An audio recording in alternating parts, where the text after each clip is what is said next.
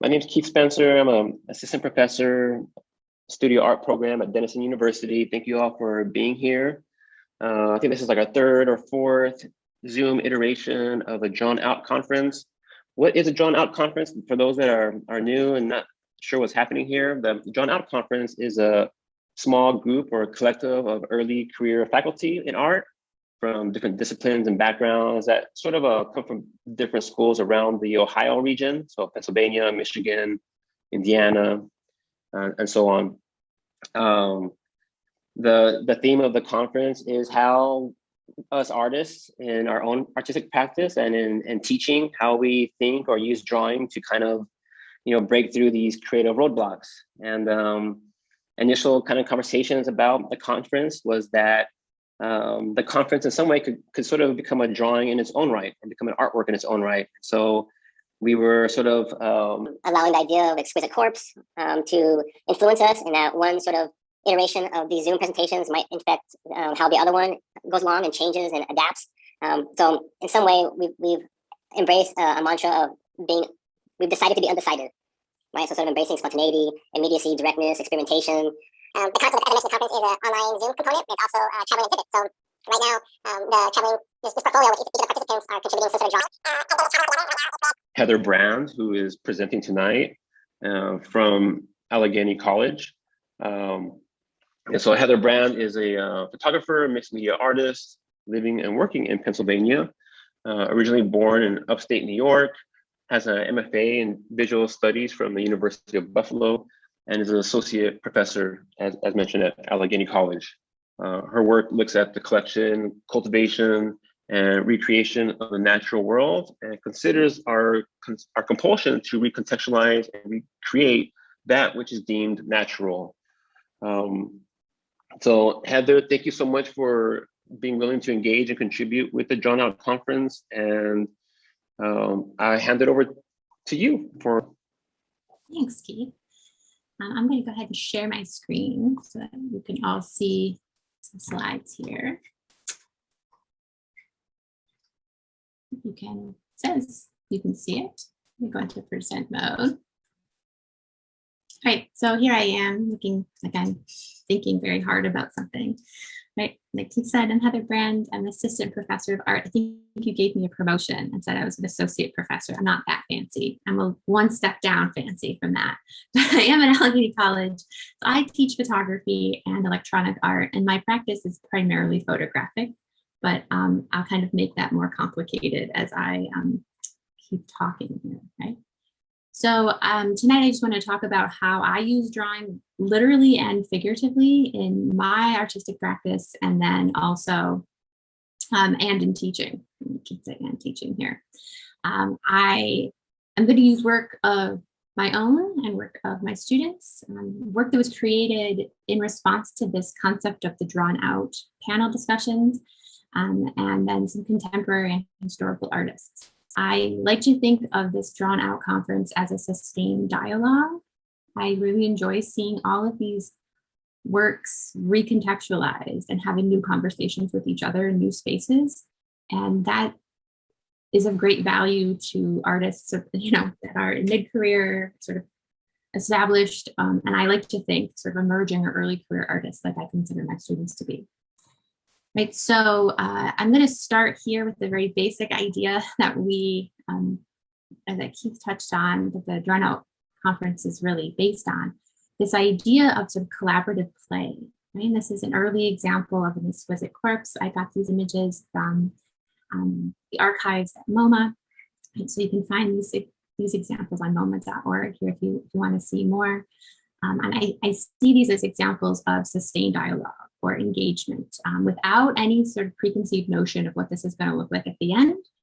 And I don't think that this is so different from photography, although sometimes my photo students might disagree. Right? So I have a few examples here to sort of set the stage for what type of collaboration I want to touch on. So one part of this conference is to think through how drawing can help us get over creative ruts or through them, or almost as a way of generating ideas, which is something I engage with in my own work quite a bit. And I want to think of this presentation as a way of presenting resources as well, and sort of various levels of resources. I wanted to talk about Marcy Jan Bronstein for a moment. Her website you can link through to here. I think you can see my cursor. The year of teaching online, I should know. Oh, thanks, Keith. Thumbs up.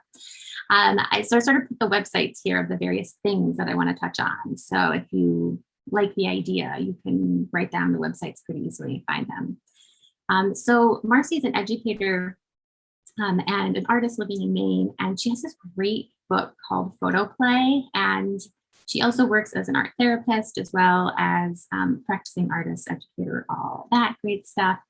And you, oh, I was looking at the chat here. Thanks, Keith. You're just sort of contextualizing or maybe linking through to what I'm saying. These images are meant to be drawn on and played on, and these are stills from the book, but she also has these fun print and play along things on her blog that you can, I don't know, give away, make for yourself, and then email the outcome to her, and she can put them on her blog. And so you can sort of see the collaborations. I do this with my daughter, who's 3, and we have great fun sort of playing around with these ideas. But I think of this as a prompt, right? Like a project prompt, like we might have in a college class, or that we might try to give ourselves to get over some sort of a creative hurdle or work through some sort of creative frustration. And I think that I really see this as an example of a type of exquisite corpse. And I wanted to offer this as a sort of a way of thinking about a prompt or a spark of an idea and how these ideas can kind of grow or evolve. There's just some fun examples from her blog of past student collaboration that I found particularly interesting. So you'll see in my later slides that the Drawn Out Conference, the traveling exhibition, is being hosted by Student Art Society at Allegheny College, and it's on view for those of you who I see your names of my students in the Box Gallery on campus, along with an Exquisite Corpse exhibit made by them. And we'll see some examples of that at the end. So I tend to think of this Exquisite Corpse game as related to or a cousin of the telephone game that we all played at some point in our lives.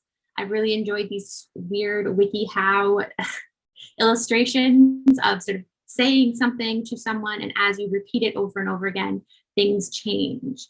This is an idea I engage with in my work quite a lot, is thinking about this concept of information loss or image loss, because I'm an image-based artist, and really trying to move away from the idea of thinking that information is being lost, but instead recontextualizing that as evolution, right, or growth.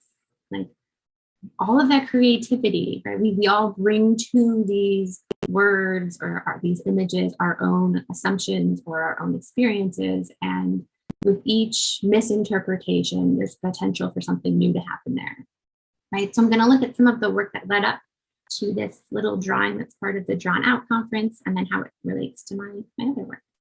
So in 2014, a long time ago, as part of an exhibition at Allegheny College, in collaboration with participants, I made this work. And I'm popping out of my screen here. I call this work Dance Chain. And what I did is I made a video of myself. I'm going to play it behind my talking here. I recorded myself demonstrating the 5 movement qualities present in Laban notation. And Rudolf Laban was an artist and choreographer that sort of came out of the Zurich goddess movement. And what he did is he found a way to, with writing, notate movement quality, right? So we weren't just going to say, take 2 steps to the right, but really like how, like what is the sort of emotive quality present there? And I recorded myself doing this and then played that video for the next participant, and they had to mimic those movements.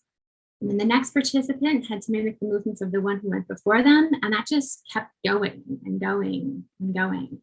And the creative potential here is that little errors or hesitations of movements became something in their own right. So what the person that maybe demonstrated a movement thought of as an error or a inferior movement became the standard by which another person measured themselves, which I thought was a really interesting blend of these ideas that are present in the telephone game and Exquisite Corpse, right? We have this expectation of what we're supposed to do, and then what happens when that is, the expectation isn't met, right? I talk to my students a lot about this gap between your sort of intention and then the effect, or the gap between your taste level and your ability. And I see this as in conversation with that. I love to talk about visual conversations.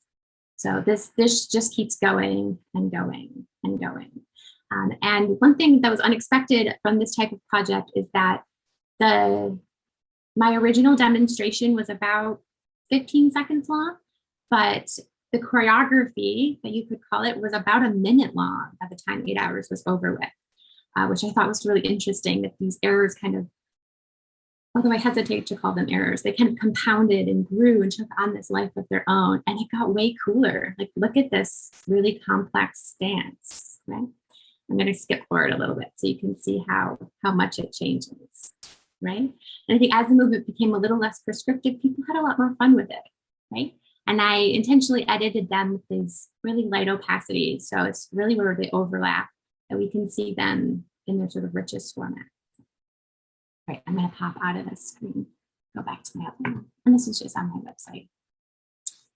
So in this similar vein, I made a series of portraits in the gallery for another iteration of the 8-hour project at Allegheny back in 2016. And participants would come into the gallery and I take their picture. And then I print it out really quickly and I give it to another participant to trace. They stand against a large window in the gallery and trace the portrait. And then another stranger would trace that tracing, and then I would trace that one, and we would just keep going until we got these beautiful cartoon character portraits, and sort of stack them up in this way that you couldn't really see the photograph, but you could see the most recent tracing. My favorite is a portrait of this baby here that turned into just the coolest looking space alien that you could ever think of. But this was a great conversation that I had with students throughout these 8 hours, thinking about the sort of deprivileging of the photograph as the center of truth, right? We think of the photograph as being something of superior knowledge to potentially drawing, right? Because we're kind of allegedly eliminating the human. And I'm kind of trying to make more complicated that assumption that this is the end all be all. So I have this little work in the drawn out traveling exhibition that is called Imitation Study. And I've been working on this same, I say silly little, but it's quite precious to me now, tracing of a leaf. It started off something like this. This was sort of the first photograph that I took of a birch leaf and then traced it. And then this is a tracing of this, and this is a tracing of this. You get the point. And then it sort of ended in this photograph of the shriveled up little leaf. So I then thought of how I could reimagine this work to be invisible. Like I wanted all of my work to be invisible of tracing. So I scanned them and printed them on transparency. I don't know, I think it's effective. I like this little tiny slip container. It's in a, I think that was the container that my Google phone came in, if I remember correctly, which I thought was an interesting sort of scale in terms of like tracing with one's hand. So this relates to my strictly photographic work in a bunch of ways. Like in the intro that Keith offered for me, I am primarily a photographer, and I am drawn to photograph in locations of recreation or simulation. So if we think of natural history museums as this place of education, but it's also this place of containment. And I'm also really interested in moments that when photographed, or locations that when photographed, are a little bit confusing to decide what's happening. These are images of sun-bleached photographs in natural history museums. This is actually a natural history museum in Paris. And this series is called Dual Landscape. My photo students know I really love puns. So I like this idea that they're sort of battling for your attention, but they're also kind of coexisting, right? You can think of it both ways. I really like the ad jokes, so I can't help it. I enjoy the fact that people ask me quite frequently how I Photoshop them or why I would Photoshop this thing to be purple. And like, I didn't. This is just evidence of time, right? So photographs are inherently time-based. There are fractions of seconds or sometimes long exposures. They're fractions of time, of moments displayed to us. And I liked the idea that this was a sort of a deeper time present, right? That was supposed to be the wear or tear of time in an image itself. It's sort of presented as quite a slick surface. As part of that same exhibition, the exhibition's title was Feral Geographies. And I had a couple of collections of work in this exhibition at the Cano Art Center in Oneonta, New York. Here are some images that are from the series called Clipping Mask. And this is thinking about natural history museums and aviaries. So we have these live birds against the drop ceiling, and then this taxidermied red-tailed hawk against this sort of endless black sky here, which is really just a ceiling. And this title, Clipping Mask, is again a sort of play on an edit that you would make in Photoshop where you would control the quality of image via an invisible mask to the layer below it, right? So the sort of iterative building of edits or information. And then it also refers to the act of rendering domesticated birds flightless, right? And sometimes the clipping of wings is done to protect birds from injuring themselves in these sort of interior spaces, and then sometimes for less beneficial reasons. So again, there's these sort of in-between spaces, this astroturf and pond area with this blend of the natural and the not. I like to think of these lines of demarcations or these seams of various realities kind of butting up against each other.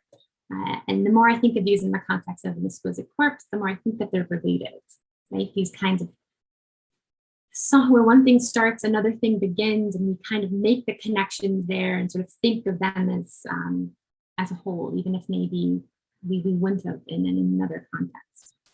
Okay. So I had just closed out a show at the Allegheny College Art Galleries that was called Prune After Bloom, and this is an installation shot of that work. You can find, I had a link. Oh, I deleted my slide. When I was so Allegheny College Art Galleries.com is you can find a curatorial statement by Professor Burley or Paula Burley, depending if you go to Allegheny or not.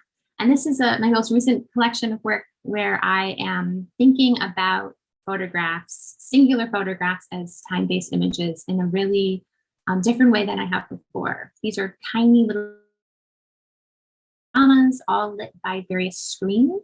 I'm thinking of that sort of border between us and the outside world, us being human, and that which we sort of keep separate from us.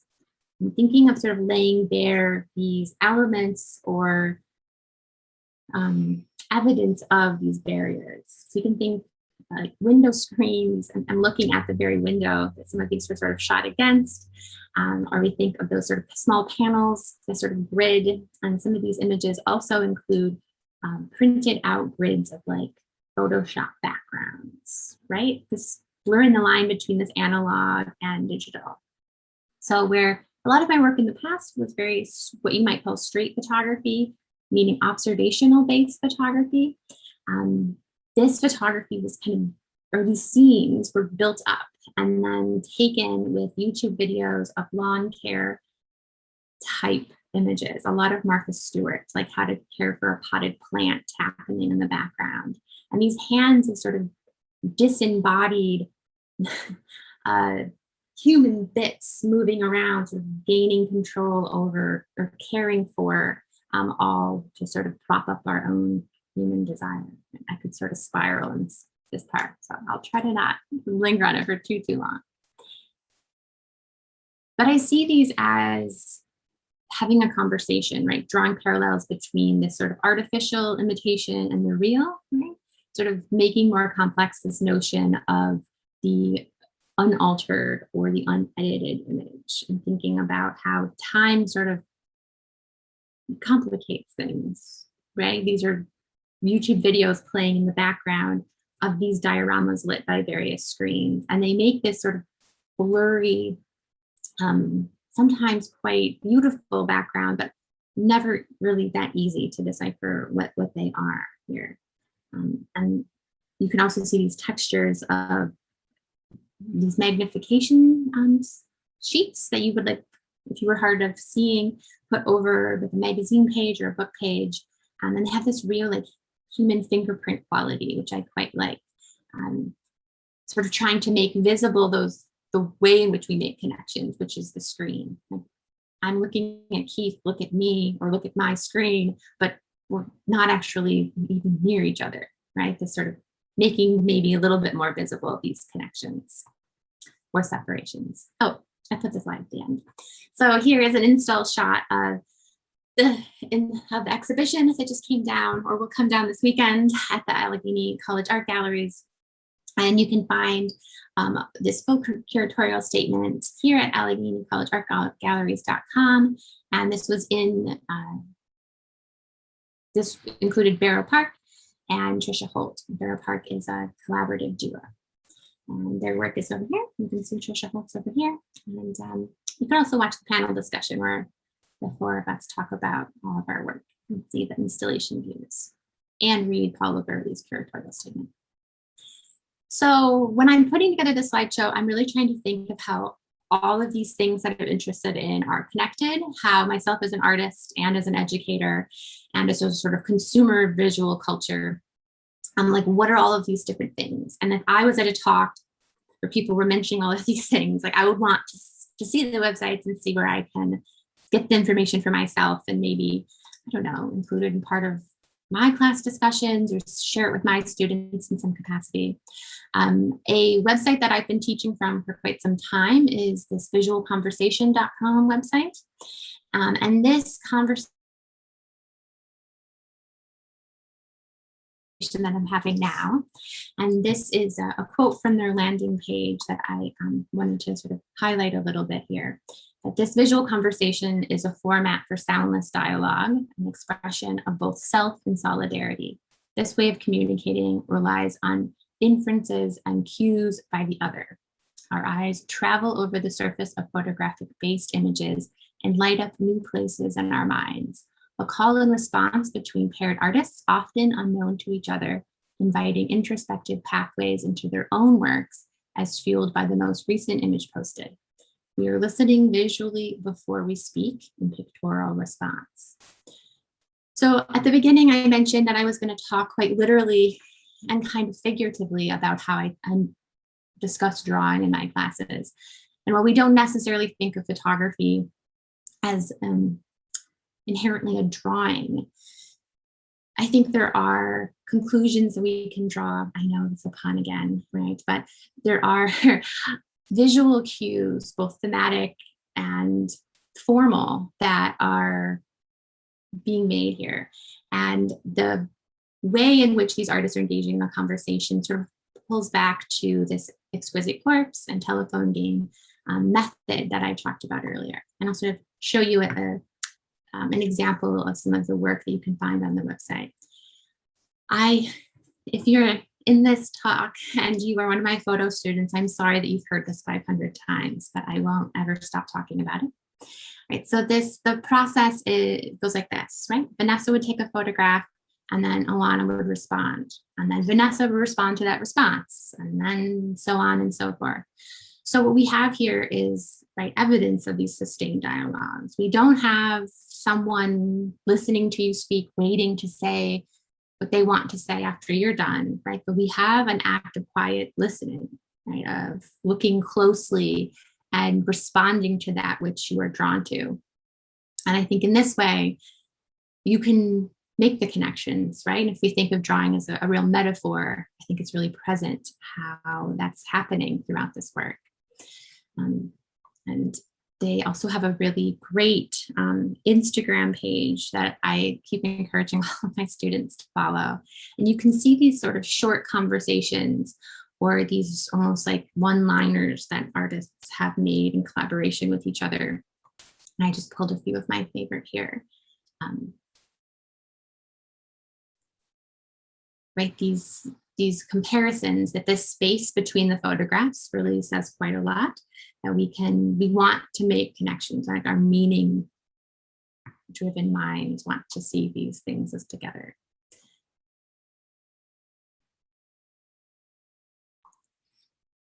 So as part of my advanced photography class, I have a pretty new resource that I've been utilizing that I wanted to share here to help also contextualize why I'm thinking of photographs as sort of speaking or listening. And this is part of, I'll go forward and then backwards. This Tina M. Camp reading that I'm going to mention is part of this Thinking Through Photographs binder, a resource binder, that is part of this UB Art Galleries and Silver Eye Center for Photography collaboration. This was really a pivot during COVID. It was meant to be an exhibition, and then the curators and organizers decided to put together a PDF with all of these wonderful readings, and the Silver Eye Center and University at Buffalo Galleries held these talks every month around a variety of topics. So excess in photography, non-human photography, we can think of quiet photography, violent photography, right? All of these different categories. And then there are these wonderful introductions and then the articles themselves. And I've integrated this into part of my advanced photo class discussion. But I'm really inspired by the writings of Tina M. Camp, and this is an introduction from the resource binder here, topic 3, listening to photographs. And she asks, how do we listen to photographs? Listening is durational and intentional practice. When we listen to something, we are experiencing an unfolding event. So this is getting back to what I'm thinking about in terms of duration, sort of bringing that duration to the forefront, and how can we sustain our conversation sort of with that time that's kind of built into a photograph itself. And so you can find a link to this full article that this is an excerpt from at the ubartgalleries.buffalo.edu. So as part of this experience of being included in this drawn out panel discussion, I brought this concept to my photography classes, and I had my students engage in this conversation. So here's an example of two of my Photo 1 students, Rachel and Lexi, and they really did this almost call and response before and after, or sort of effects of type imagery here. So this is a really great representation of the type of work that I got out of my Photography 1 class. We have this sort of daylight, sort of short vision. We can't see, there's not a lot of depth to this. And then we see sort of the other side of the wall, right? And you need this sort of effect, the cause and effect of this quality of light. I found that this type of collaboration really helped students to think of their work in a way that they hadn't before, right? Lexi was making observations about Rachel's photographs that maybe Rachel didn't notice before, right? And you can send a critique all day and say, this makes me think of, or have you considered this? But studio art students tend to be very visual. So sort of showing them what you're responding to and what your visual response is can be a really helpful way of like getting that conversation going. I feel like I'm teaching how to teach. I don't know if I'm an expert on that, but these are some of the outputs that I have. So as part of, I wanted to include a bunch of these installation images because there's a lot of stuff in this little tiny gallery on our campus. So this is an installation in the box gallery. So we have our drawn out images back here, all of these beautiful artworks that came packaged up as part of this traveling exhibition. We have dangling from the ceiling these zines that were made as part of a zine workshop on campus. And then we also have these Exquisite Corpse images, and I have some better detail images of that coming up. I like to think of the Student Art Society as being part of this continuum in their efforts. They had found these archives that were saved from sort of past student leaders in this group of Exquisite Corpse collaborations from the 1990s. And then they did a sort of group viewing of them, and then created some of their own new original works. And I thought this was a really interesting connection when I approached the Student Art Society about including the Exquisite Corpse work, or the drawn out traveling exhibition. They said, well, do you think that that would be at all related to the concept of Exquisite Corpse? And it was very serendipitous and amazing that we were all kind of thinking of the same thing together. And I've taken some images from these 1990 archives. Right, this drawing here felt very appropriate to include here, right? That art is the only serious thing in the world. All of these things are kind of old and falling apart, but that the students were still referencing them and responding to them was, again, sort of part of this continuum, or part of this sort of loop that I thought was really, really quite important. So this is another installation view, and you can sort of see these zines sort of dangling in front of our work here, and then all of our work installed. And I wanted to just give us some install views of that while we're here. So this is quite a small space to install the work in, and thinking of sort of expanding up towards the ceiling was the approach that I took for some of them, was sort of the rebuilding of this work and sort of thinking of how they were in conversation with each other. There used to be a mural on this wall that the students have painted over only slightly. And I tried to sort of respond to these drawings that are on the wall as best I could. And I think they kind of add a nice layer to it. So when I'm thinking of how to sort of incorporate or respond to other people's work, I think that thinking of things not in a vacuum is the most valuable way, right? And I think that oftentimes it's easy to think that an artist is sort of touched by a hand of genius or some sort of divine force, right? But really we're responding to some sort of cultural cues. So through the course of thinking about installing this exhibition and thinking about these concepts of what does it mean to participate in a conference that is drawn out, or to create a body of work that's sort of continually talking about the same thing, I really like to think of it as iterative, right? Last week I gave a talk in the gallery space about my work, and they said, how did you come up with this idea? And in my most recent work, I just tried to imitate the work I made before, and I made really bad work. And then I said, there must be something I like about it. And I kept revisiting it, right? And sort of this sort of self-awareness and thinking of where were my visual influences coming from is, I think, the value of addressing how you are building on other people's work, which is how I see these connections, right? These little folds here, right? It's like, this is like how we're connected, right? So with that, those are like the things we have to find in our own work. I don't know. I'm trying to turn this into a TED talk of like inspiration at the end here, but yeah, that's what I'm thinking about when I'm thinking about how my own work and my pedagogy, and then how I can encourage my student work in relationship to this sort of sustained conversation. So if I have students here who have work here, I would love to hear from you. I know I told you we're not forced to speak during my panel discussion, but I'm here for you if you would like to chat. I'm happy to take questions, send links if anyone missed the things that I mentioned in terms of resources. That's it, that's me. Thanks, Heather, that was great. Yeah, definitely if anybody has any questions or comments, please don't hesitate to jump in. But I did want to say that I really loved how the idea of this sort of like, in a way, like this unconscious kind of collaboration took fold, you know, with the space and the history of that student-run space, and bringing in the sort of like archived Exquisite Corpse binder, or like sort of like catalogs, I guess, that are there. And Yeah.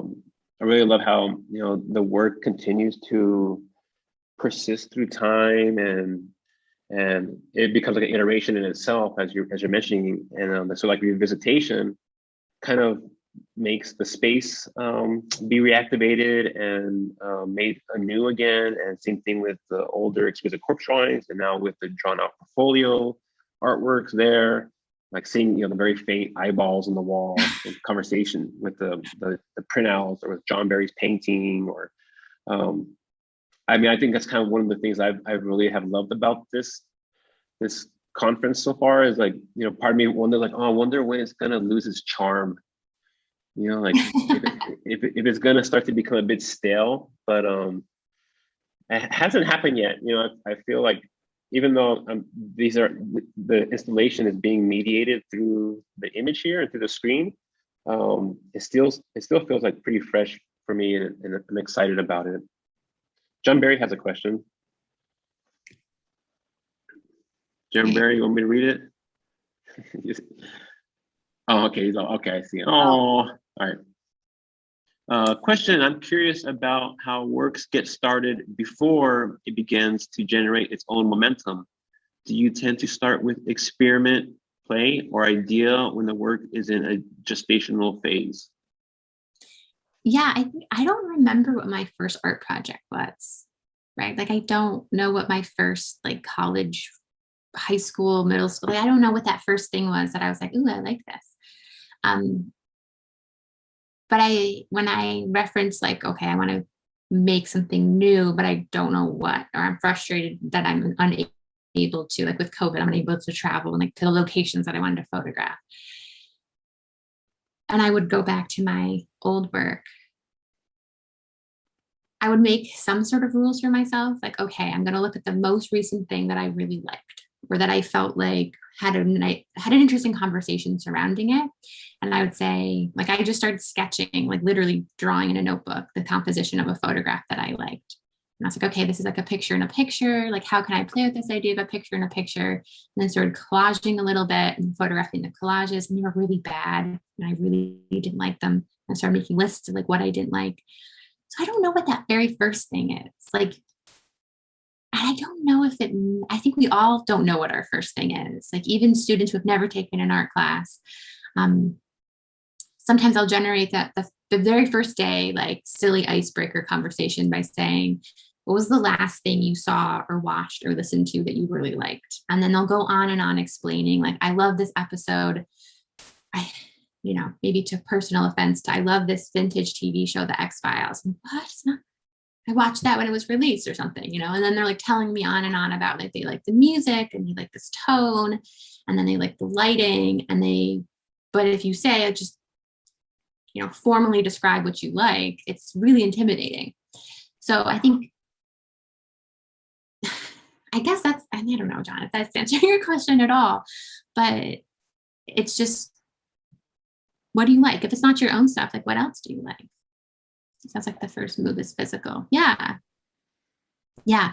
And sometimes it is not. Sometimes it's with my cell phone. Like, I did a bunch of collages just by laying things on top of each other and photographing them and moving them around to sort of do the research for my last body of work. And I didn't really like any of them, but at least if I knew I didn't like it, I knew what to like try next time to like try to like something. But yeah, it's definitely like playful. I think it has to be playful, or it's like not any fun.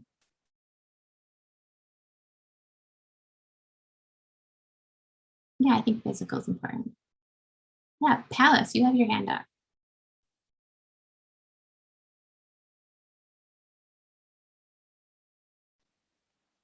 Okay, can you hear me now? Yeah. Awesome. Sorry, I had my mic muted.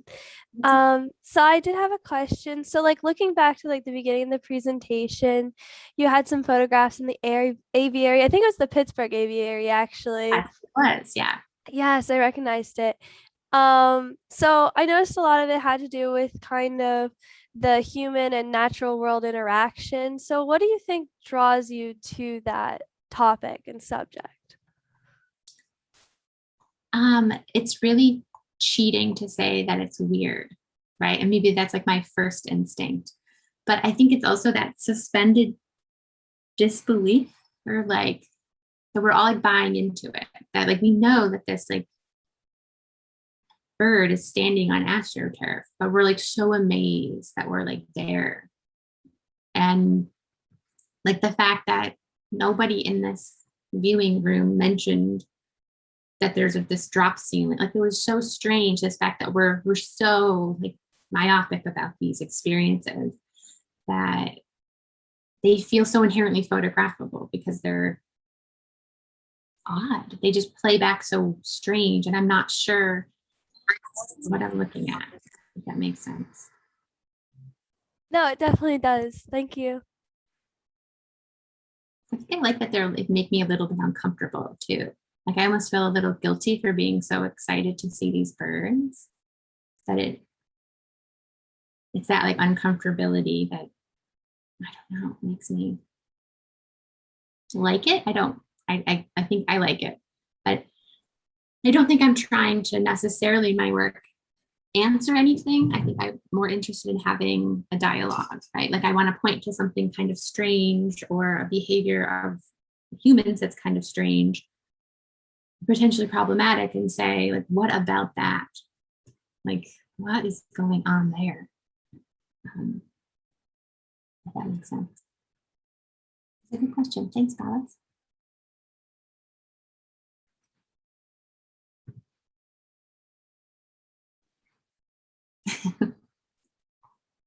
I was curious, Heather, about the location of these places, which are sort of like these diorama exhibition type like museum spaces, or Yeah.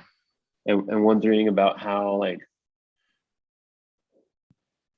I'm trying to wrap my head around how to say this, but it sort of seems like it's the interest like is in these spaces that are in between like the real and the fictional, and like what else do you say, like analog and digital. I don't know. I guess I'm wondering, like, I wonder if there's a sort of realization of these boundaries that are set beyond the inside of this exhibition space. Are there like other spaces that seem to lose this the sort of distinguishing traits? Like in other words, if you go to, I don't know, like a place that has more money, right? Like the Met or something, like are these kind of instances less noticeable? I mean, do we sort of fall into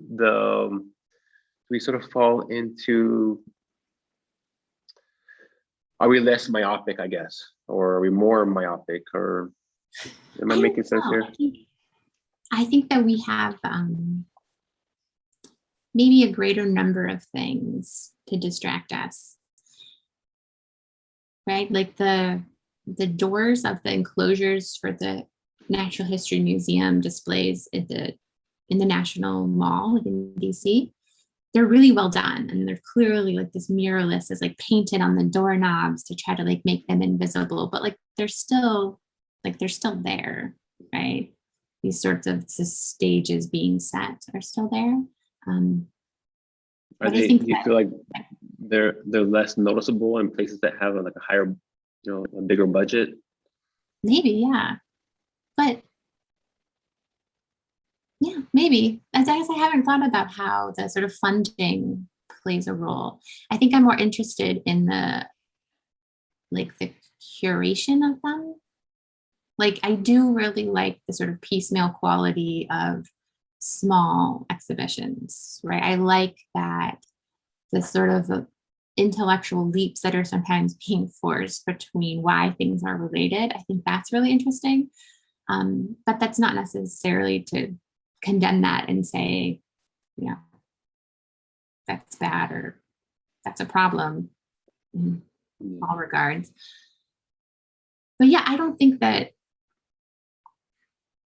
I mean, this is a beautiful, like this hawk exhibition is a beautiful exhibition, right? It's like very, very well done. This is in Ohio, actually. And are you drawn to places specifically, or is it just sort of like what's at hand? The dual landscape series, I was drawn to that location specifically because of this French film, La Jetée by Chris Marker. It's this sort of French art house cinema. It's a bunch of stills put together. The movie 12 Monkeys with Bruce Willis and Brad Pitt was based on this short film.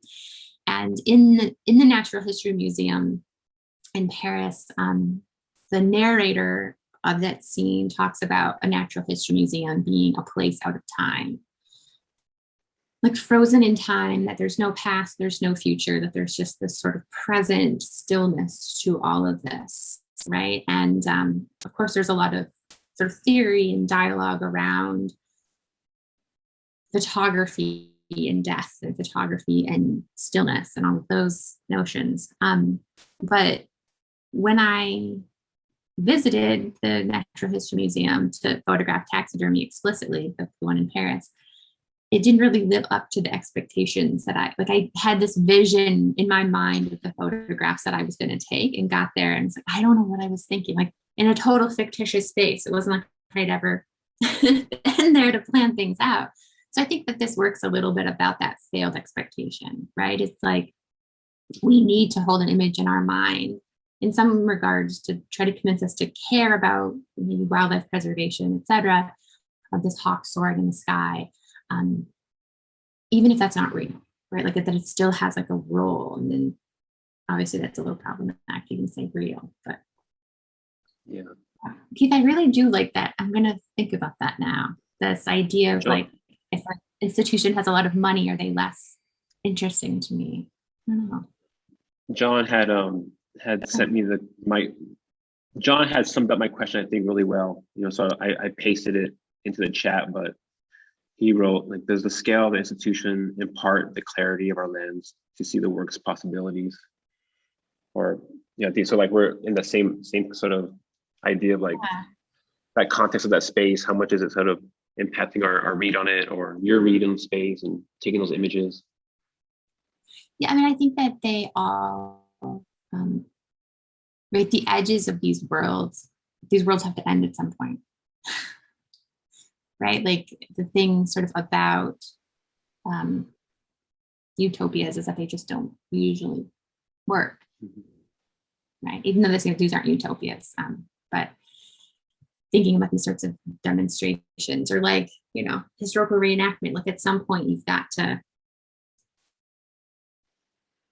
put your sneakers back on and get in your Prius and drive home. You don't have to, but at some point there's that sort of like stepping in and out of a reality. That's really interesting. Yeah, it kind of makes me think a little bit about like going to see, I don't know, like an abstract painting show in a space, in an institutional space, and then I start to pay attention to like the electrical outlets and the fire extinguisher or some sort of like humidifier mechanism or whatever it might be. Like those objects start to point inward, and then vice versa. So like the whole kind of space becomes activated. And I don't think there's ever a space where that doesn't happen, where it becomes like completely neutralized in a way. So I guess I just think this work kind of is making me think about that more so. Like, is there ever a time where it becomes fully in the backdrop? And I don't, despite the budget, perhaps, whatever, but I don't think that happens. It's just like, it's part of the context. Yeah. Yeah. It's really interesting. That's just so strange there. Wait, so is this something that, because regarding the clipping, the mask, I mean, are we left to kind of wonder, like, what is this idea like parafiction, right? Like, am I sitting here thinking it's real, but there's a part of it that is fictitious? Is there a part that has been masked, that has been is an illusion in here? I mean, this isn't in the wild. I mean, I guess maybe this rectangle. There's no post production here though. Like, you're not like No, You didn't no, add it. Oh, no, okay.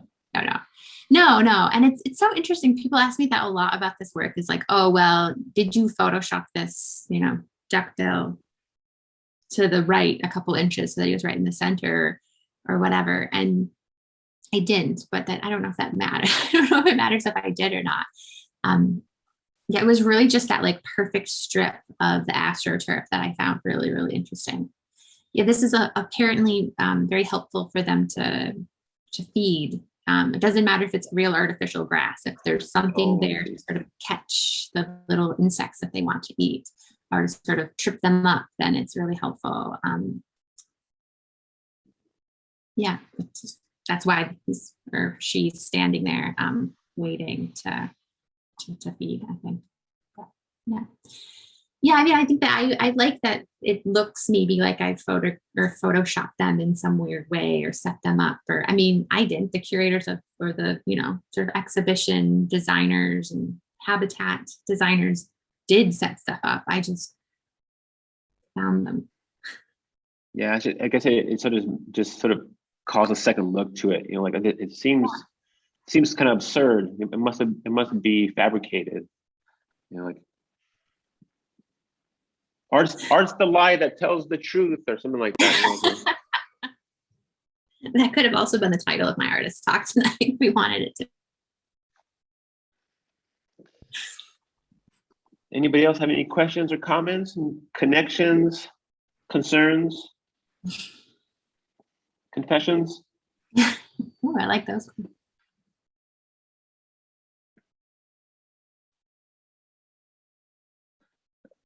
All right. Well, Heather, thanks for being so generous with sharing about your work and about your students' work, and some insight about your approach to those project prompts and connecting them to drawing. And I love thinking about that in literal and figurative ways. And I definitely was curious how seeing your work early on in the portfolio, like how you're thinking about drawing. And I really like how you reveal the process of the tracings and all that. And it's really great to learn more about your work.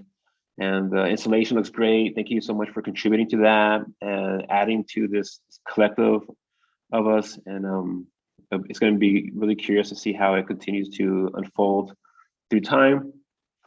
And everybody, you're more than welcome to join our next talk. Look out for us online at the drawnoutconference.com. It's sort of like the quickest way to get some information. Our next talk will be with Emmeline Solomon. That is on December 13th. Anyways, hope to see you then. Have a good night. Thank you. Thank you all. Thanks, Heather. Bye, John.